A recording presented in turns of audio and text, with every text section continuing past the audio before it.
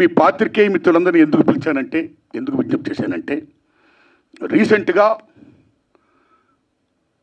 Industry మొత్తం percentage కావాలని maximum above 80% అనే ఇష్యూ మీద చర్చలు జరుపుతూ both producer council and film chamber అనేక చర్చలు జరుపుతూ కొనసాగిస్తున్న దశలో ఎప్పుడు చర్చలు ఫలప్రదం అవుతాయా, ఎప్పుడు సినిమా ఇండస్ట్రీలో పర్సెంటేజ్ సిస్టమ్ వస్తుందా అని ఎదురు చూస్తే నాలాంటి సగటు నిర్మాతలందరికీ కూడా తీరని విఘాతం జరిగింది. ఈ మధ్య రీసెంట్గా ఒక విషయం ఏంటంటే, హరిహర వీరమల్లు అనే సినిమాని ఆపడం కోసమే జూన్ 1 నుంచి బంద్ ప్రకటిస్తున్నారు పర్సెంటేజ్ కానీ ఇవ్వకపోతే అనే మాట రావడం అనేది చాలా దుర్మార్గం. It's a trash. అది ఉత్తిది, అది కరెక్ట్ కాదు, అందులో కుట్ర ఉంది, ఆ కుట్రదారులు ఎవరు తెలుసుకోవాలి అని స్వయంగా పవన్ కళ్యాణ్ గారు ఆఫీస్ నుంచి రావడం అనేది, స్వయంగా సినిమాటోగ్రఫీ మంత్రి దుర్గేష్ గారు మాట్లాడడం అనేది కూడా కరెక్ట్ కాదు. ఎందుకంటే మిత్రులారా, ప్రొడ్యూసర్ కౌన్సిల్ కానీ ఫిల్మ్ ఛాంబర్ కానీ అది సినిమా పరిశ్రమ పాలనా సంస్థలు, ఆ రెండు సంస్థలు కూడా బంద్ ప్రకటిస్తామని ఇప్పుడు చెప్పలా. డిసిషన్స్ ఆర్ గోయింగ్ ఆన్ అని చెప్పారు వాళ్ళు. దట్ ఇంకో విషయం చెప్తున్నా మీకు, బంద్ అనేది ప్రజాస్వామ్యంలో ఒక బ్రహ్మాస్త్రం. ఎవరైనా బంద్ ప్రకటించే ముందు సినిమా ఇండస్ట్రీలో అకార్డింగ్ టు నామ్స్ 3 వారాల ముందుగా తెలియపరచాలి. ఇదిగో పలానా ఇష్యూ మీద మేము ఫైట్ చేస్తున్నాం, అది ఇంకా కొలిక్కి రాలేదు కాబట్టి మేము బంద్ ప్రకటించబోతున్నాం అనే విషయాన్ని నిర్మాతలకు 3 వారాల ముందు తెలియపరచాలి. This is norms, it's a preamble. 3 వారాల ముందు తెలియపరిస్తే రిలీజ్ డేట్ ఎవరైతే ఇచ్చుకున్నారో, మేము రిలీజ్ డేట్ ఇచ్చుకున్నామండి, ఇంకో 2 వారాలు మేము రిలీజ్ చేస్తున్నామండి అని ప్రిపేర్ అయిన నిర్మాతలను ఇబ్బంది పెట్టకుండా ఉండడం కోసమే 3 వారాల ముందు తెలియపరచాలి according to norms. So June 1 bandh ప్రకటిస్తే ఒకవేళ జూన్ 12 అంటే 2 వారాలు కూడా కాదు కదా. ఏ రకంగా మీకు హరిహర వీరమల్లుకి అది వర్తింపు చేస్తుందండి? అది కరెక్ట్ కాదు. పవన్ కళ్యాణ్ గారి మీద ఎవరైనా కుట్ర పంపుతారు. తెలుగు చలనచిత్ర పరిశ్రమలో విశ్వవిఖ్యాత నట సార్వభౌమ ఎన్టీ రామారావు గారు, భారతదేశంలో ఎన్టీఆర్ మన తెలుగు జాతిని ఖ్యాతిని చేసిన మహనీయుడు. As a politician, as a CM, like this anything else. ఎంత గర్విస్తామో. తర్వాత మళ్ళీ మంచి గొప్ప పేరు తెచ్చుకొని ఈవేళ ఒక జనసేన పార్టీ పెట్టి ఈవేళ డిప్యూటీ సీఎం అయ్యారంటే వీఆర్ ప్రౌడ్ ఆఫ్ ఇట్. మన తెలుగు చిత్ర పరిశ్రమ మొత్తం అంతా గర్విస్తున్నది. Hats off to Pawan Kalyan garu, Chandrababu Naidu గారికి సెల్యూట్. మేము పవన్ కళ్యాణ్ గారిని ఏ రకంగా దుర్మానం కాము, కానీ పవన్ కళ్యాణ్ గారు ఆఫీస్ ఆ రకంగా కరెక్ట్ కాదు రావడం. ఓకే, వచ్చిందనుకోండి, ఇష్యూ వస్తే మహాత్మా గాంధీ ఏమన్నాడు, ప్రపంచ యుద్ధాలను కూడా చర్చల ద్వారా ఆపొచ్చన్నాడు ఆయన. ఒక సీఎం, ఒక డిప్యూటీ సీఎంగా మీరు అక్కడ సీఎం చంద్రబాబు నాయుడు గారితో మాట్లాడి హరిహర వీరమల్లు అనే టాపిక్ మీరు ఎత్తకుండా, ఓకే మీ ఇండస్ట్రీ కష్టాల్లో ఉన్నప్పుడు రండి, మనం సిట్టింగ్ చేసుకుందాం రండి, మాట్లాడుకుందాం రండి అని చెప్పుకుంటూ ఒక పెద్ద రోల్ ప్లే చేసి ఉంటే ఒక చలనచిత్ర పరిశ్రమ బిడ్డగా మిమ్మల్ని మేము ఎంత గౌరవించేవాళ్ళం సార్. ఎంత బాగుండేది సార్, ఎంత బాగుంటుంది సార్. ఆ పని చేయండి సార్ పవన్ కళ్యాణ్ గారు. మీరు కాదు, మీరు ఒక్కటే అడుగుతున్నా, మీరు ఈరోజు పాప్కార్న్ 300 రూపాయలు సమర్థిస్తున్నారా? కూల్ డ్రింక్ 300 రూపాయలు సమర్థిస్తున్నారా? మీరు సమోసా 170 రూపాయలు సమర్థిస్తున్నారా? వాటర్ బాటిల్ 170 రూపాయలు సమర్థిస్తున్నారా? టికెట్లు అబ్నార్మల్ రేట్లో సమర్థిస్తున్నారా? మీరు లీజ్ రియార్తో నిజమైన ఎగ్జిబిట్ 1 లక్ష తీసుకొని 5 లక్షల రూపాయలకి ఇవ్వడం సమర్థిస్తున్నారా? దాన్ని గుత్తాధిపత్యాన్ని అరికట్టాలి. టోటల్గా ఈ రేట్లు ఎక్కడ ఉన్నాయో, ఈ రేట్లు ఎక్కడెక్కడ ఉన్నాయో ఇవన్నీ సామాన్యుల పేదవాడికి దగ్గరుండి చూడాలి అని ఆదేశాలు జారీ చేయడం పవన్ కళ్యాణ్ గారు తప్ప, మరి కూటమి గవర్నమెంట్ మాట్లాడడం తప్ప?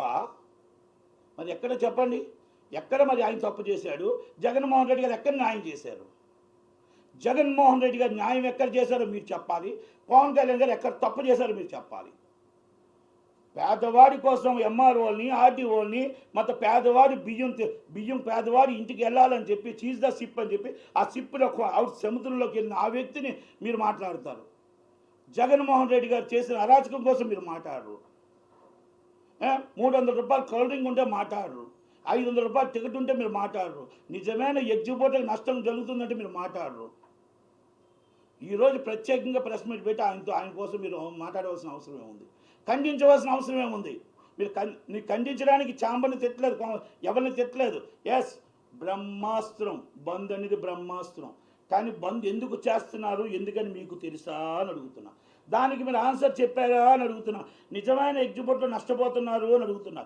మీరు వేసిన సినిమాలు మేము అందరం పర్సంటేజ్ చేసామా లేదా?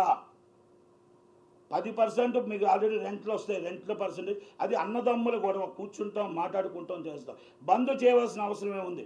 మీరు చెప్పారు 3 వారాల ముందు చెప్పాలని, అక్కడ అరుహర వీర మళ్ళీ డేట్ వేస్తుంది కనబడలేదా అని అడుగుతున్నా. అక్కడ కమలాసన్ గారి సినిమా డేట్ వేస్తుంది కనబడలేదా అని అడుగుతున్నా. భైరవ సినిమా డేట్ వేస్తుంది కనబడలేదా అని అడుగుతున్నా. మరి ఆ రోజు డేట్ వేసి పెద్ద మనుషులు అందరూ మరి కూర్చొని మీటింగ్లో పెట్టి థియేటర్లో లెటర్ ఇచ్చి మేము బంద్ చేస్తున్నాం 1వ తారీఖున ఛాంబర్కి ఇచ్చినప్పుడు మీకు కనబడలేదా నారాయణమూర్తి గారు అని అడుగుతున్నా. మరి ఈరోజు మీటింగ్ పెట్టించిన వాళ్ళు, పెద్ద మనుషులు మీకు చెప్పిన వాళ్ళు, మీతో మాట్లాడించిన వాళ్ళు, మీతో లైవ్ ఇచ్చిన ఒక ఛానల్ చెప్పలేదా అని అడుగుతున్నా. ఆ రోజు 2023లో మా మీటింగ్ జరిగినప్పుడు మీకు జివో 35 మీకు పెట్టేటప్పుడు 35 రూపాయల టికెట్ అమ్మాలి అని చెప్పినప్పుడు మీకు చెప్పలేదా అని అడుగుతున్నా. ఆ రోజు 5వ షో ఇవ్వలేనప్పుడు చిన్నవాళ్ళ కోసం మాట్లాడేటప్పుడు చిన్నవాళ్ళ కోసం మీరు చెయ్యాలి అని ఎందుకు మీరు జగన్మోహన్ రెడ్డి గారు అడగలేకపోయారు అని అడుగుతున్నా. ఆ రోజు చిరంజీవి గారిని అందరినీ కూర్చోబెట్టినప్పుడు, అవమానపరిచినప్పుడు, ఇండస్ట్రీని ఇబ్బంది పెట్టినప్పుడు ఒక్కరోజు కూడా మీరు ఏమైనా మీరు ఖండించారా అని అడుగుతున్నా. ఈ ఖండన మీరు ఆ రోజే ఖండించుంటే ఈరోజు చిరంజీవి గారు మీతో పాటు వచ్చి అంత దూరం నడిపించి చేతులెత్తి దండం పెట్టినప్పుడు మీరు అక్కడే ఖండించుంటే మిమ్మల్ని హ్యాట్సాప్ చెప్పేవాళ్ళం.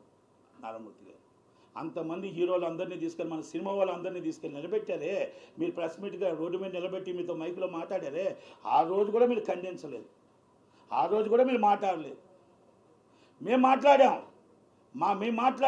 ఎస్, చిరంజీవి గారిని అవమానపరచడం తప్పు, అంతమంది నడిపించడం తప్పు అని మేము మాట్లాడాం.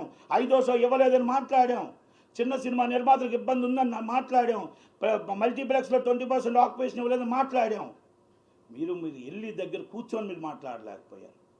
మరి ఈరోజు పని కట్టుకొని మరి కూటమి పార్టీని ప్రత్యేకంగా పవన్ కళ్యాణ్ గారిని మీరు ఖండించడం అనేది ఎంత దాకా కరెక్ట్? మీరంటే అందరికి అభిమానం ఉంది, చంద్రబాబు నాయుడు గారి దగ్గర నుంచి అందరికి అభిమానం ఉంది.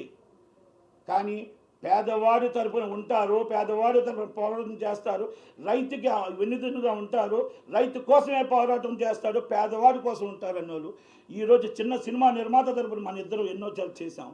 ఈరోజు మీరు మాట్లాడిన మాటలు కార్పొరేట్ కంపెనీకి వెన్నుదన్నుగా ఉన్నాయి, లీజుదారులకి అందరికీ వెన్నుదన్నుగా మనం మాట్లాడారే తప్ప ఈరోజు పాప్కార్న్ రేట్లు పెంచుకోండి, మీరు ఇష్టం వచ్చినట్టు ఆడుకోండి అన్న టైప్లో ఉన్నాయి తప్ప ఎక్కడైనా పేదవాడి కోసం కానీ, చిన్న సినిమా నిర్మాత కోసం కానీ, 5వ షో కోసం కానీ, రేట్లు తక్కువ కోసం కానీ, అబ్నార్మల్ రేట్లు ఉన్నాయి మామూలు రేట్లు అమ్మాలని కానీ ఎక్కడా మీరు మాట్లాడలేదే. ప్రత్యేకంగా ప్రెస్ మీట్ పెట్టింది పవన్ కళ్యాణ్ గారిని తిట్టడం కోసం, లేకపోతే దుర్గేష్ గారిని తిట్టడం కోసం పెట్టడం అనేది, ఆ ఛానల్ లైవ్ ఇవ్వడం అనేది దయచేసి నేను ఒకటే చెప్తున్నా. మీరు ఒక్కటి ఆలోచించండి. కార్పొరేట్ కంపెనీకి మీరు సపోర్ట్ అంటే మీరు తీసిన సినిమాలు, మీరు మాట్లాడే మాటలు ఈరోజు మారే. ఇక నేను వేరేగా ఎలా మాట్లాడదలుచుకోలేదు. మీరు దీనికోసం మాట్లాడి కౌంటర్ ఇస్తే నేను మొత్తం టోటల్గా ఎవరెవరు ఏంటంటే నేను మాట్లాడగలుగుతాను. కానీ ఇప్పుడు మనమే మాట్లాడటం కాదు. నారాయణమూర్తి గారు దీన్ని చూసి దీనికోసం ఏమైనా కౌంటర్ ఇచ్చారనుకోండి, అప్పుడు నేను మొత్తం విషయాలన్నీ వివరంగా మాట్లాడతా. కొన్ని ఆయనకు తెలుసు, నాకు తెలుసు, నేను మాట్లాడదలుచుకోలేదు. Thank you very much. Thank you.